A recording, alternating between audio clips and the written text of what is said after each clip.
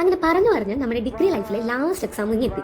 ഇത്രയും ദിവസം അവധി ഉണ്ടായിട്ടും ഉച്ചക്കത്തെ എക്സാമിന് അതിരാവിലെ എഴുന്നേറ്റ് പഠിക്കാനായിട്ട് കോളേജിലോട്ട് കെട്ടിയെടുക്കുന്ന ദൃശ്യങ്ങളാണ് ഈ കാണുന്നത്. പിന്നെ ഞാൻ മാത്രമല്ല, ആ സ്റ്റോൺ ബെഞ്ച് ഇരിക്കുന്ന 3 ഈ ഉദ്ദേശത്തിൽ തന്നെ വന്നവരാണ്.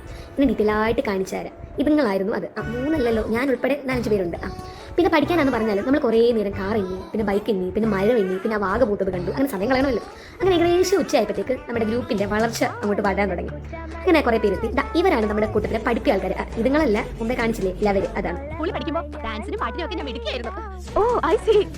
പിന്നെ എക്സാമിന് ടൈം ആയപ്പോൾ ക്ലാസ്സിലോട്ട് പോകാൻ വേണ്ടി നമ്മൾ പടി കയറാൻ തുടങ്ങി. ഈ പടി കയറിയാണ് നമ്മുടെ ജീവിതത്തിന്റെ 3 വർഷത്തിന്റെ ഏറ്റവും കൂടുതൽ ഭാഗങ്ങൾ പോയത്. പിന്നെ ആ വഴി കൂടെ ഈ വഴി കൂടെയൊക്കെ ഇവരുടെ കൂടി ഇങ്ങനെ കയറി ക്ലാസ്സിലോട്ട് പോവാം. ക്ലാസ്സിൽ പോകാനായിട്ട് നടന്നിട്ട് ക്ലാസ് എത്തുന്നില്ല. പിന്നെ എങ്ങനെയൊക്കെയോ നടന്നങ്ങ് ഒപ്പിച്ചു.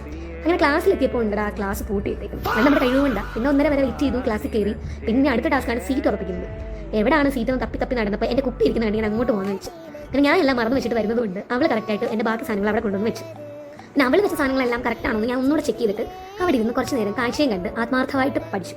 അങ്ങനെ എക്സാം ഒക്കെ കഴിഞ്ഞു. എക്സാം അടിപൊളിയായിരുന്നു. ഇനി റിസൾട്ട് വരുമ്പോൾ അതിനെക്കുറിച്ച് കൂടുതൽ പറയാൻ പറ്റും. അങ്ങനെ ബസ്സിൽ ഇങ്ങനെ പോയപ്പോഴാണ് ഡിഗ്രി ലൈഫിനെ ശരിക്കും മിസ് ചെയ്യുവാണല്ലോ എന്നുള്ളൊരു റിയലൈസേഷൻ ഉണ്ടായത്.